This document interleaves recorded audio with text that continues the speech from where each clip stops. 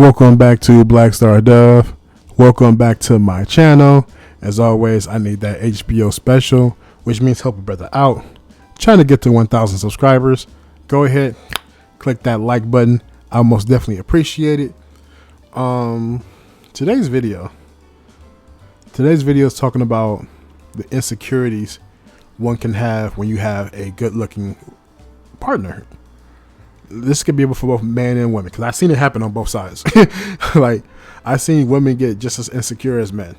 As a matter of fact, I even seen women say that they won't even date pretty boys because he's automatically going to cheat on her. I was just like, whoa.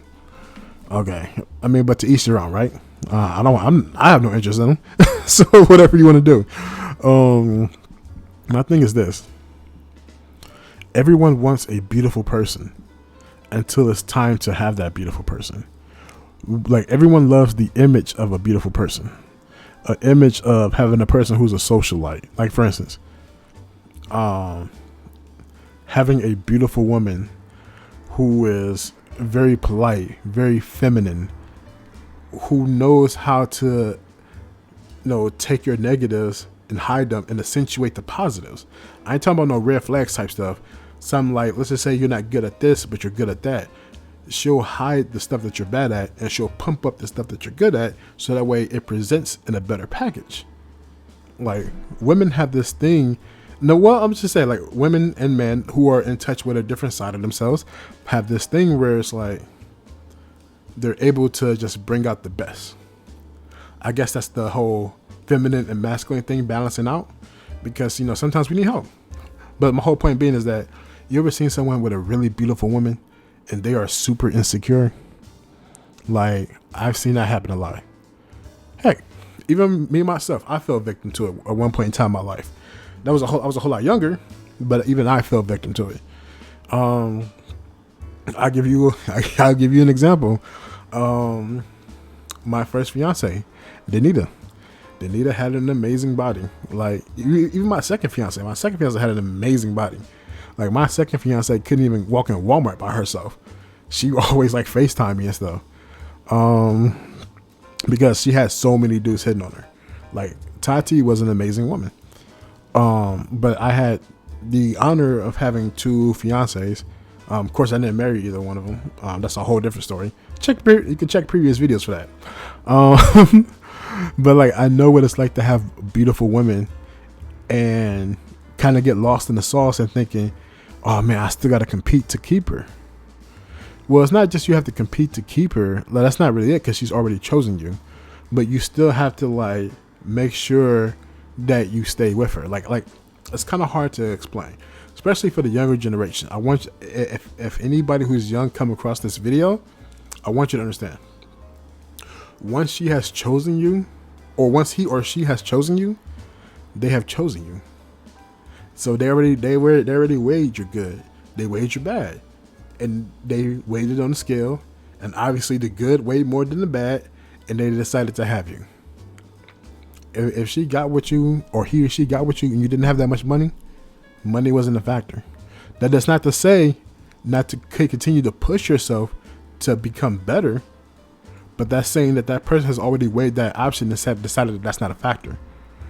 But what will happen is that we will trick ourselves, and we will be like, oh man, I got this beautiful, beautiful woman, and it costs a lot to maintain her. I gotta do this, I gotta do that, I gotta do this, gotta do that. We're too busy trying to maintain her. We don't actually maintain her. I'm not talking about in the sense of money and gifts. I'm talking about spending time, loving her, providing that atmosphere for her to feel secure. Like, but we'll be so busy, focusing on the financial part, that we're not focused on anything else. And I know, trust me, I've been there. I've been there. But I'm here to say that whatever things that you think that is wrong, as soon as you get that person, chances are they already weighed it out. And they said that either A, willing to work with you with it, or B, it's not as big as you think in your mind that it might be, that they're still happy with you. Now, if you want to improve yourself, hopefully you want to always improve, and that person will encourage you to do such.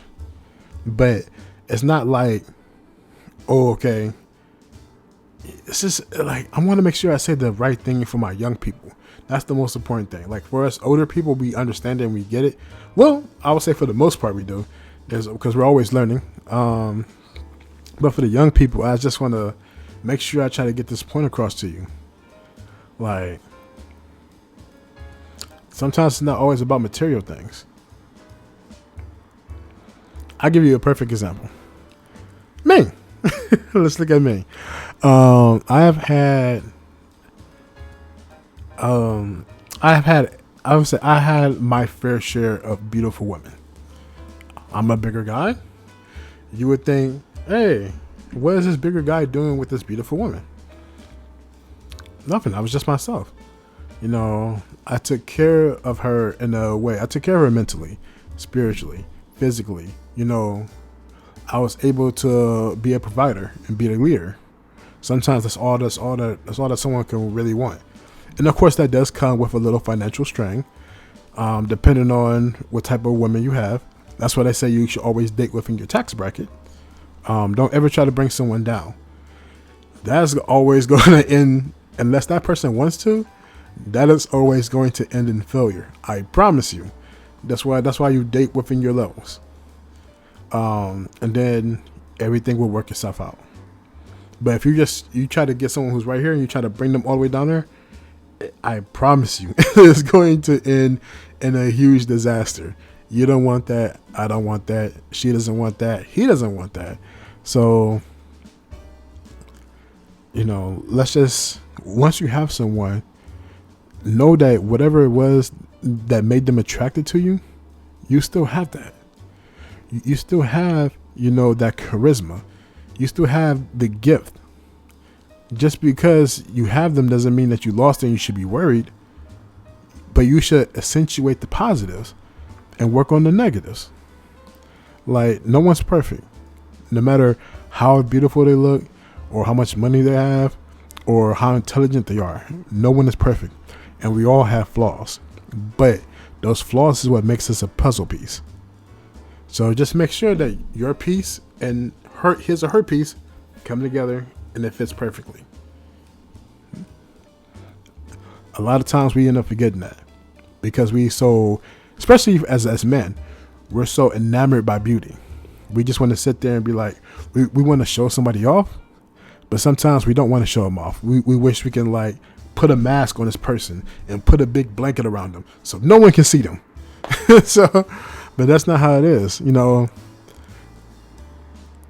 embrace that person and have them embrace you.